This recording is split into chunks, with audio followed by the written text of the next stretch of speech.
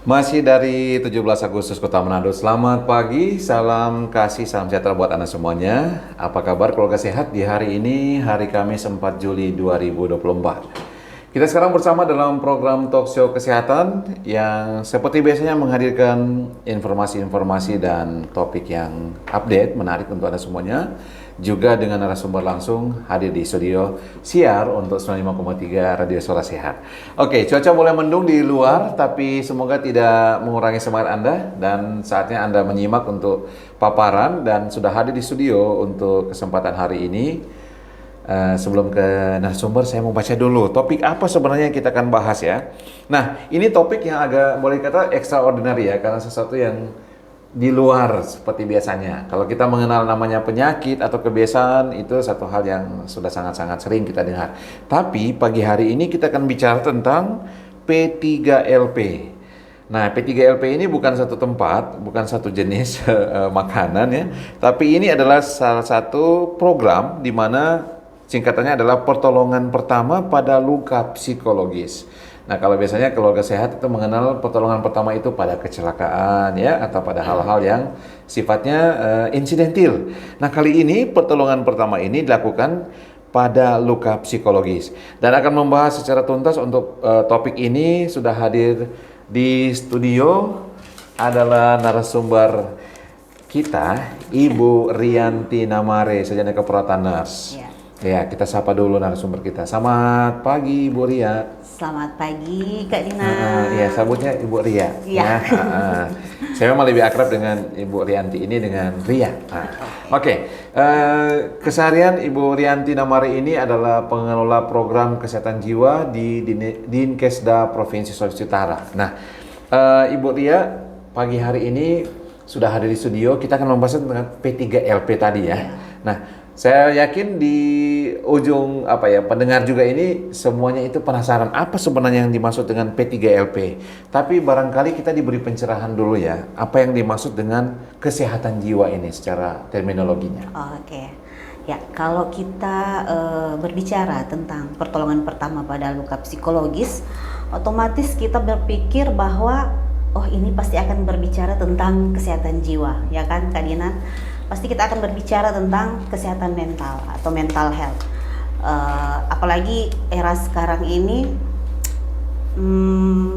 sering digaung-gaungkan oleh kaula muda atau Gen Z ya, lebih aware terhadap mental health-nya. Nah, jadi kita akan membahas dulu apa tentang mental health atau kesehatan jiwa atau kesehatan mental. Nah, kesehatan jiwa atau kesehatan mental ini merupakan istilah resmi. Jadi istilah resmi konsep kesehatan mental itu ditetapkan dalam undang-undang. Jadi itu ada dalam Undang-Undang Nomor 17 Tahun 2023 tentang kesehatan, di mana kesehatan jiwa itu walaupun istilahnya sama, kesehatan jiwa, kesehatan mental atau mental health, tapi berdasarkan undang-undang ini ditetapkan istilahnya adalah kesehatan jiwa. Nah, apa itu kesehatan jiwa? Jadi kesehatan jiwa ini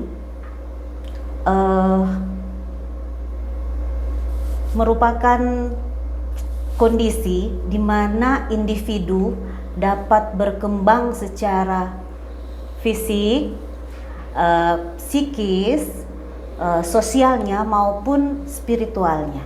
Jadi kesehatan jiwa di mana kondisi dari seseorang atau individu dapat berkembang secara fisik, psikis, sosial maupun spiritualnya. Di mana ada beberapa aspek. Dia yang pertama menyadari bahwa inilah kemampuan diri sendiri. Dia menyadari akan kemampuan diri sendiri, di mana dia memiliki pengetahuan atau kemampuan yang realistis tentang kemampuannya, apa yang bisa dia capai atau apa yang bisa dia lakukan dalam kesehariannya, atau lebih spesifik lagi dia bisa memetakan bagaimana dirinya ini, ketahanan dirinya. Kemudian orang yang sehat jiwa ini dapat mengatasi tekanannya sehari-hari. Bagaimana itu mengatasi tekanannya sehari-hari? Tentunya kita sebagai manusia adalah tetap trigger atau masalah dalam keseharian kita.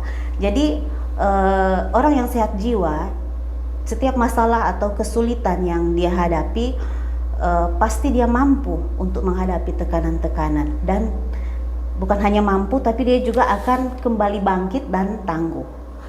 Nah, orang yang sehat jiwa juga bisa dikatakan sehat jiwa ketika dia bisa bekerja secara produktif. Dia bisa bekerja secara produktif atau menghasilkan hal-hal yang baru, atau dalam kesehariannya dia melakukan hal-hal yang dianggap produktif. Kemudian yang terakhir, orang yang sehat jiwa dapat berkontribusi bagi dirinya sendiri maupun lingkungannya. Dia memiliki kepedulian terhadap lingkungan sekitar dan dapat berkontribusi dengan baik. Ya, jadi kesehatan mental itu, Pak Dinan, bukan hanya sekedar kondisinya saja, tapi kejiwaan ini ada kaitannya juga dengan kondisi fisik. Aspek-aspek yang lain. Iya. Iya. Okay. Jadi fisik dan mental ini sangat berkaitan. Sangat berkaitan satu sama lain. Jadi kalau kita kondisi fisiknya itu bermasalah, pastilah kondisi mental kita ada masalah juga. Begitupun sebaliknya, ketika kita ada masalah dalam kondisi mental kita, pasti fisiknya juga berpengaruh. Nah, nanti mungkin akan lebih berkembang lagi, kita akan bicara lagi nanti sebentar. Jadi kita seringkali melihat mental health atau kesehatan jiwa ini sebagai satu kontinum tertentu di mana kita tetap akan hadapi dalam kehidupan kita sehari-hari. Iya. Gitu, Kak Dinan. Jadi kalau saya boleh analogikan, sepertinya kesehatan mental ini seperti kalau di motor misalnya itu businya ya.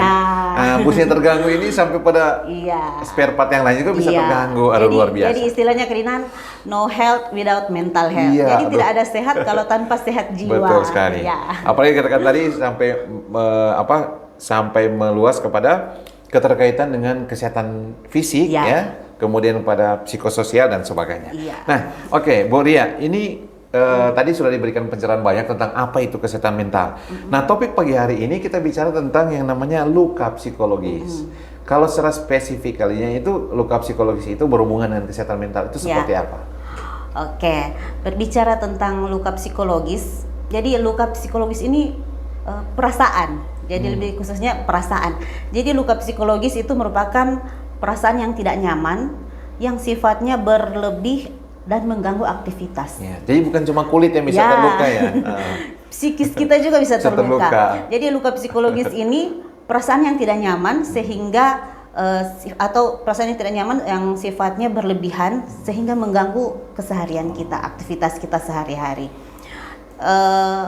Yang bersifat berat atau dapat dipersepsikan sebagai krisis.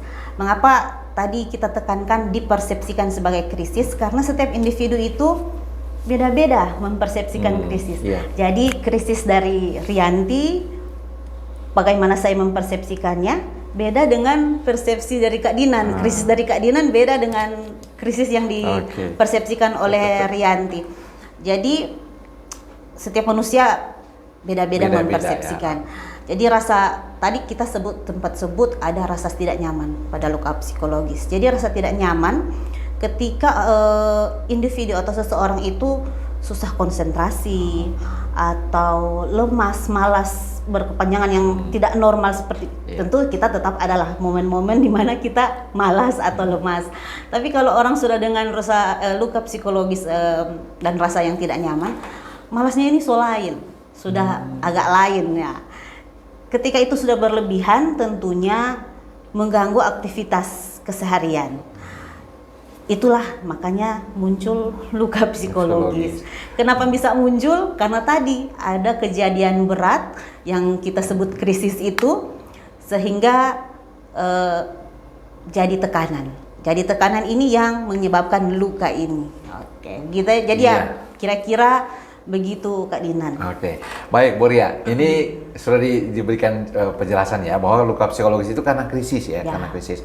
Nah, tiap orang itu menyikapi krisis itu beda-beda. Nah, saya penasaran ini, kalau begitu apakah yang menjadi parameter sehingga dikatakan sudah disebut sebagai luka psikologis? Apalagi kan misalnya orang mengalami tekanan itu ada yang sampai bertahun-tahun dia bisa survive ya untuk itu ya. Ada yang baru 1-2 kali langsung down atau misalnya langsung rasa tidak berdaya. Kalau misalnya secara parameter secara literasi yang pas itu, apakah ada patokannya? Sudah bisa didiagnosa ini luka dia psikologis atau gimana? Oke. Jadi Kak Dinan, pada prinsipnya untuk luka psikologis ini kita bukan mendiagnosa. Ya, jadi Kak Dinan Pak Dinan kita bukan mendiagnosa, maaf sering belibet Kak Dinan karena memang keseharian kita. Iya. Sebelumnya kita sering panggil Kak Dinan. Oke, jadi saat ini jadi dalam luka psikologis ini tidak untuk menegakkan diagnosa. Iya. Nah, tapi dalam interaksi manusia satu dengan yang lain, kita juga pasti akan merasa sadar bahwa ada tekanan nih dia. Karena dia berubah dari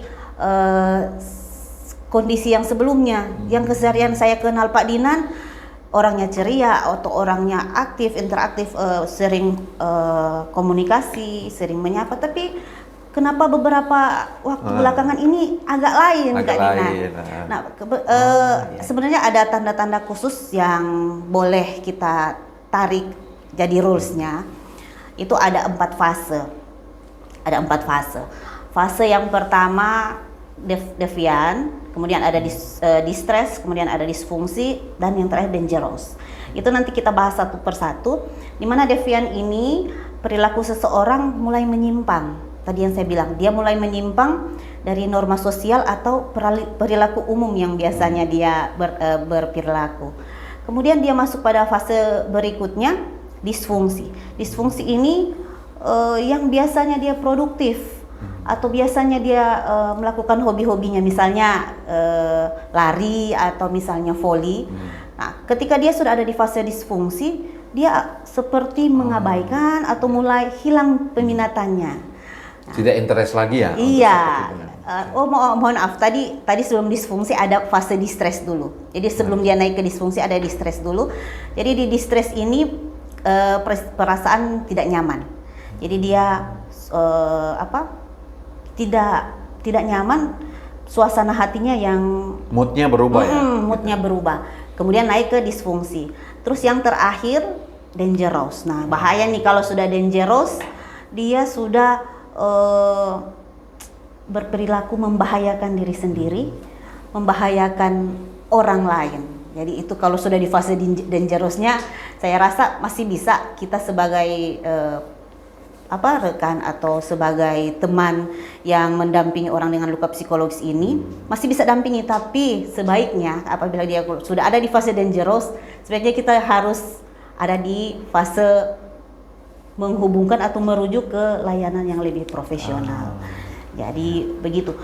Nah, jadi ketika kita bertemu dengan empat fase ini, pasti dia sudah luka psikologis. Nah, agar luka psikologis ini tidak lebih berkembang, kita berikan pertolongan pertama pada luka psikologis. Oke. Gitu. Iya. Ya. Jadi ibaratnya kalau ini ya kecelakaan atau apa itu ada pertolongan pertama pada kecelakaan. Iya. Nah, saya masih penasaran Bu ya, ini tentang tahapan-tahapan itu ya.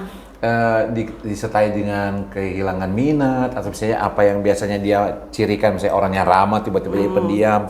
Tapi berbeda ya kalau misalnya itu yang sifatnya secara situasional ya, itu belum dikatakan luka psikologis. Beda. Kan misalnya kalau orang habis doi itu langsung malas makan kalau begitu tuh.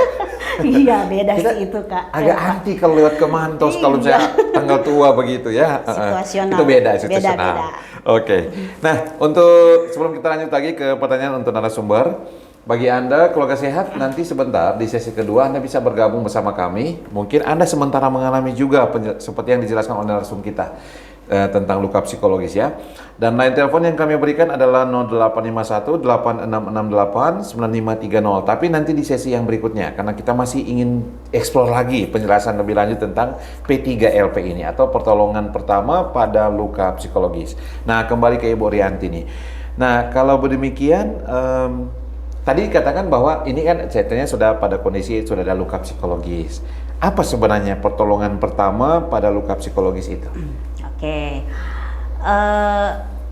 P3LP atau kepanjangannya pertolongan pertama pada luka psikologis ini merupakan bantuan psikologis yang paling dasar dan paling sederhana bagi orang yang mengalami kejadian atau krisis yang dianggap menyebabkan tadi luka psikologis. Nah, jadi kan ini keinginan kita sudah tahu nih apa sih ciri-ciri orang dengan luka psikologis.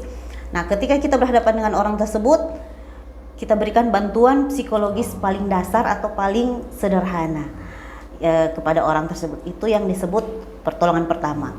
Jadi analoginya seperti tadi Kak Dinan bilang P3K.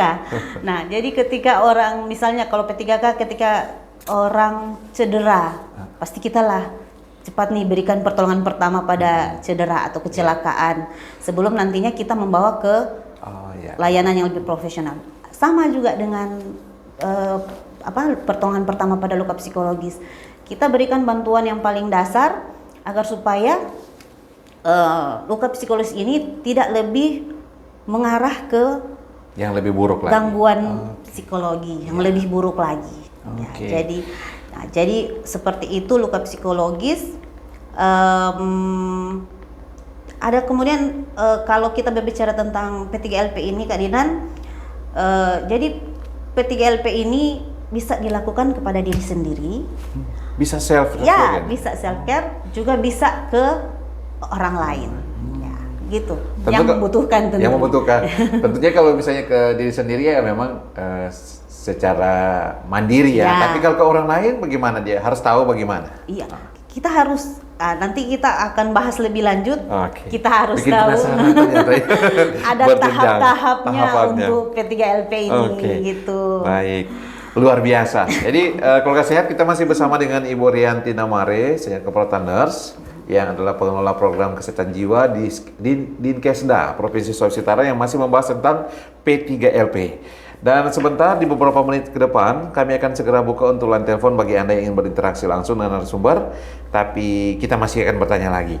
Nah, kalau demikian Bu Ria, apa tujuan utama dilakukannya P3LP ini? Ya. Kalau dari pembahasan tadi sudah mulai menarik ya Kak Dinan. Ya, jadi seperti Kak Dinan tadi katakan bahwa sudah mulai penasaran nih apa nih luka psikologis dan untuk apa? Apa sih tujuan mesti ada P3LP ini? Nah, jadi ada beberapa tujuan kenapa program ini diadakan oleh Kemenkes, di mana benchmarknya ini sudah ada lah di beberapa negara. Kalau tidak salah di Australia sudah ada dengan istilahnya sendiri. Kalau kita kan di Indonesia P3LP. Kalau di Malaysia atau Singapura ya kalau tidak salah. Jadi sudah ada beberapa negara berkembang yang sudah menerapkan ini, P3LP ini. Nah, internasional berarti ya? Iya. Oke. Dan Indonesia kalau tidak salah sudah ada 4 negara berkembang yang sudah menerapkan ini dan Indonesia mulai mengembangkan. Jadi ada beberapa tujuan kenapa program ini ada. Yang pertama, tentunya memberikan perhatian kepada orang yang mengalami krisis. Terus tujuan yang kedua, untuk memenuhi kebutuhan dasar akan rasa aman. Ketiga, kita bisa membantu agar gini saja, kita sebagai penolong pertolongan pertama pada luka psikologis ini, jadi kan sepertinya ada 2 interaksi nih. Jadi penolong dan yang tertolong. Jadi kita kasih saja istilahnya namanya. Jadi penolong first aider. Ya. Dan si yang akan kita tolong ini healthy.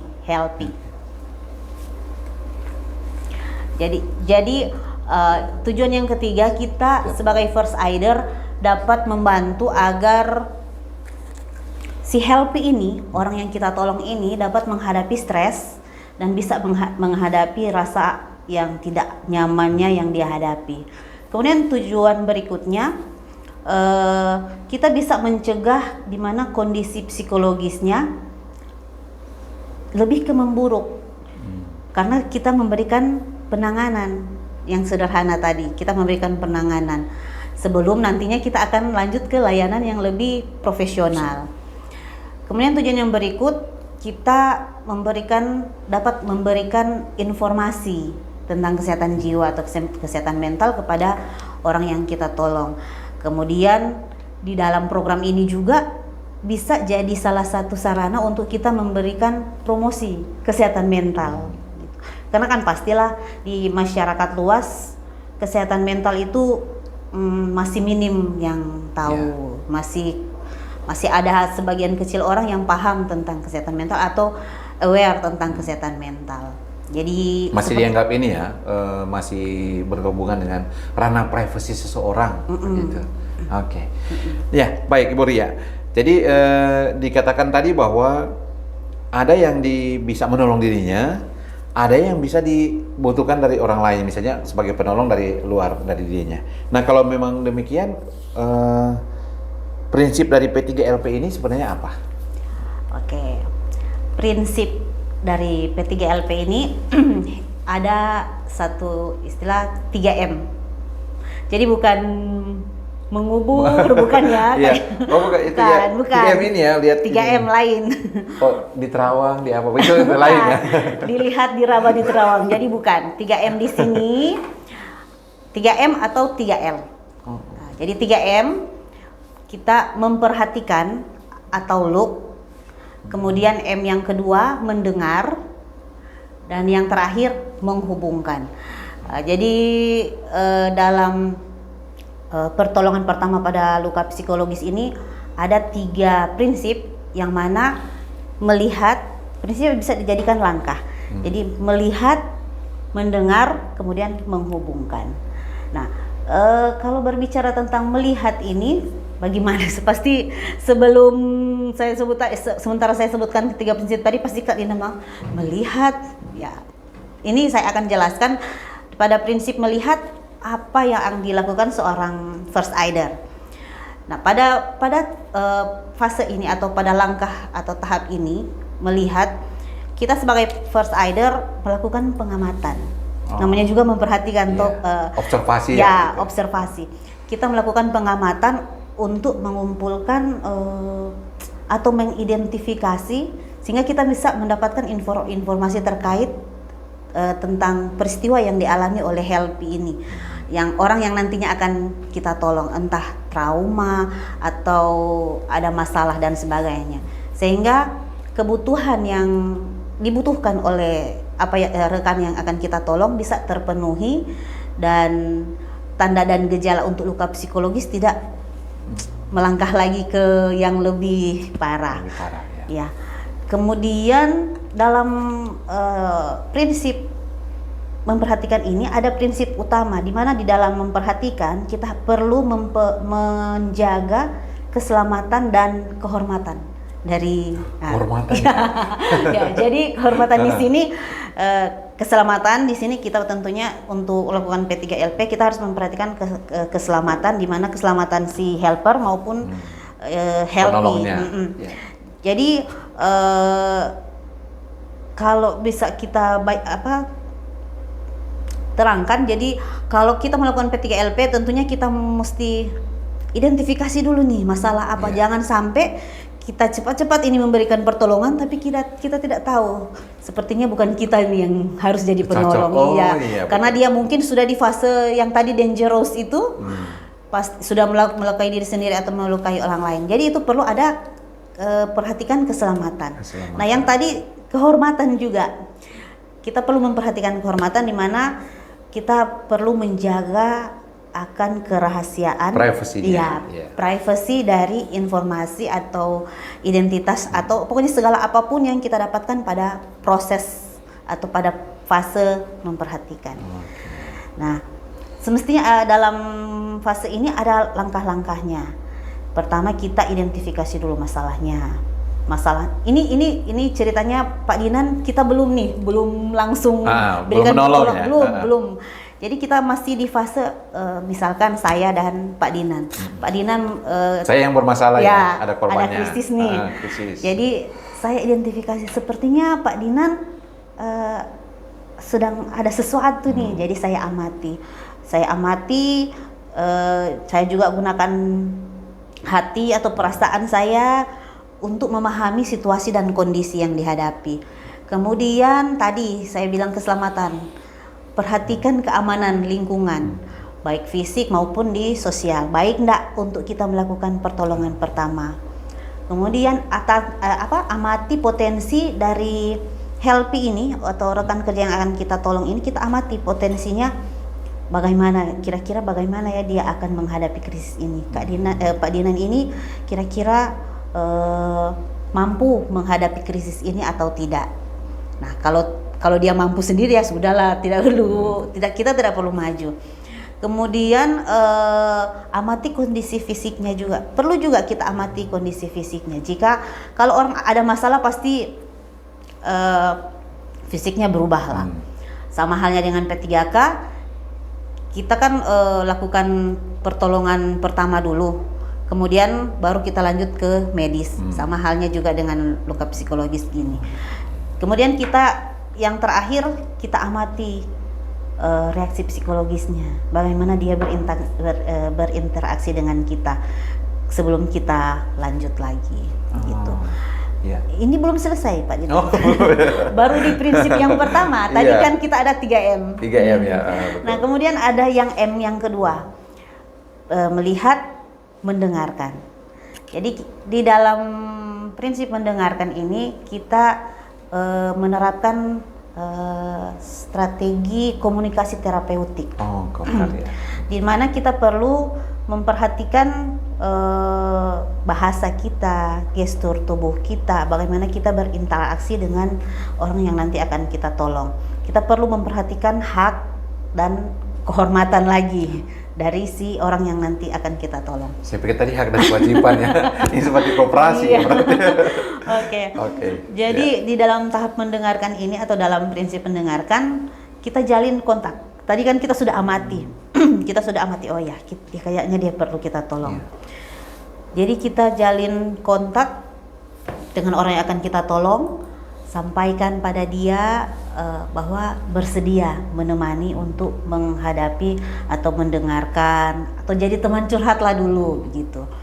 Nah tentunya kalau kita mulai untuk maju atau berniat untuk memberikan pertolongan pertama, tentunya kita harus bina saling percaya. BHS ya. Iya, kita harus bina bahwa orang yang nanti akan kita tolong ini kita yakinkan dulu saya bisa dipercaya untuk membantu. Dengan berinteraksi secara sopan, dan tadi seperti saya bilang komunikasinya dijaga, tata bicaranya dijaga, bahasanya dijaga, atau seperti dalam bahasa kesehariannya agar supaya lebih akrab begitu. Tercipta chemistry begitu ya. Iya, chemistry bahasa bekennya. Kemudian perhatikan kata-kata verbal yang nanti akan kita lakukan, akan kita ucapkan. Kemudian kita harus tentunya jadi penolong harus sabar.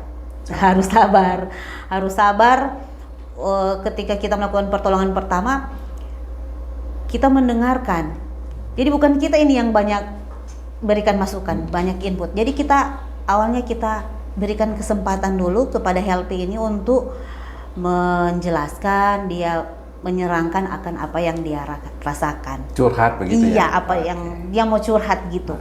Jadi kita sebagai helper tahan untuk jangan sampai kita menyela pembicaraannya. Sampaikan tanggapan ketika kita diberi kesempatan gitu. Kalau dia sudah selesai, perlu ada konsentrasi kontak mata antara saya dan saya sebagai helper dan helpy ini. Terus kita jangan berikan penilaian.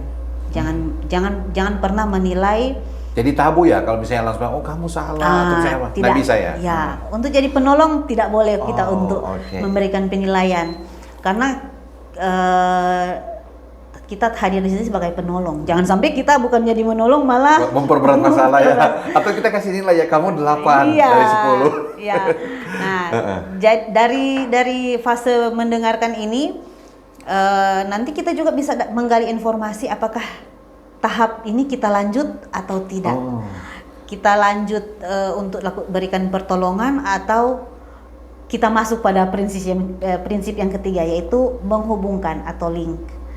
Dalam fase mendengarkan kita bisa lihat apakah masalah ini yang dihadapi oleh orang yang akan kita tolong mampu atau kita tidak akan menghadapi kesulitan pada prosesnya nanti kalau misalnya tidak mampu, itu seperti yang saya bilang tadi, sebaiknya diserahkan kepada tenaga yang lebih profesional, psikolog dan psikiater. Gitu, Kak Dinan. Jadi saya ambil kesimpulan berarti sebagai penolong pun kita bikin self assessment ya, kalau misalnya kita mampu atau tidak. Jangan-jangan justru kita jadi penambah masalah begitu ya. Mungkin bisa dinotis juga begini ya narasumber Ibu Ria. Jangan-jangan misalnya kalau penolongnya ini justru yang sumber masalahnya. Contohnya, ini kepikiran saja beberapa detik yang lalu. Iya. Contohnya korban apa sebetulnya? Healthy. Nah, korbannya healthy atau sebetulnya. Nah, kemudian kita sebagai penolong. Contohnya misalnya suami istri. Saya mau tolong isi. Isi sebagai korban justru merasa keberatan ditolong karena ternyata justru sumber masalahnya dari suami. Itu berarti hal yang tidak boleh ya. Iya. Sebenarnya bisa-bisa saja. Oh, bisa. Ya.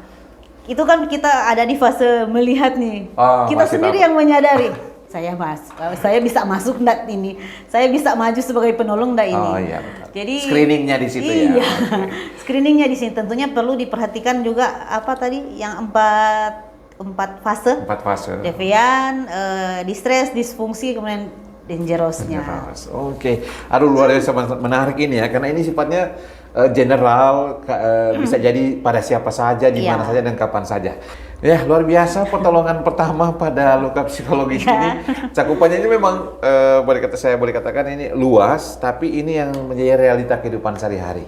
Tapi karena dibatasi waktu, kita akan segera sudahi untuk talkshow kita. Padahal masih seru ya, Pak Dinan. Masih seru. Mungkin akan dibikin part 2 ya di kesempatan berikutnya. Terima kasih banyak buat Ibu Rianti Namare. Tapi sebelum kita closing, silakan untuk closing statement-nya. Closing statement.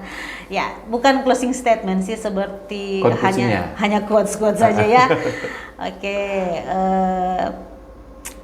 pakai bahasa saya dari Sangir Talaut, jadi saya pakai bahasa Sangir Talaut ya, Kak Dinan. Boleh.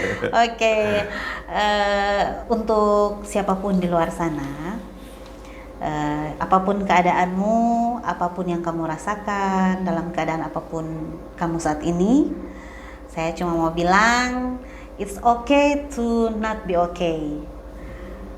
Love yourself, you are not alone. Itu saja, Kak Dinan. Waduh, itu dalam sekali ya filosofinya ya. You are not alone. You are not alone. Iya. Karena kita pasti membutuhkan orang lain. Betul sekali. Ya, terima kasih banyak Ibu Rianti Namare, saya Keprotanners yang merupakan pengelola program kesehatan jiwa Dinkesda Provinsi Sulawesi Utara atas perbincangan kita yang sangat-sangat informatif pagi hari ini. Dan untuk Anda juga keluarga sehat, semoga akan semakin menambah wawasan Anda. Dan akhirnya kami akan segera pamit dalam program Talkshow Kesehatan edisi hari ini di hari Kamis 4 Juli 2024. Saya Ferdinand akan pamit suara bersama Ibu Rianti Namare. Kita ketemu lagi di episode berikutnya di pekan mendatang dan seterusnya. Tetap bersama kami, salam sehat dan jangan lupa tetap selalu bersyukur ya. Dengan keadaannya ada.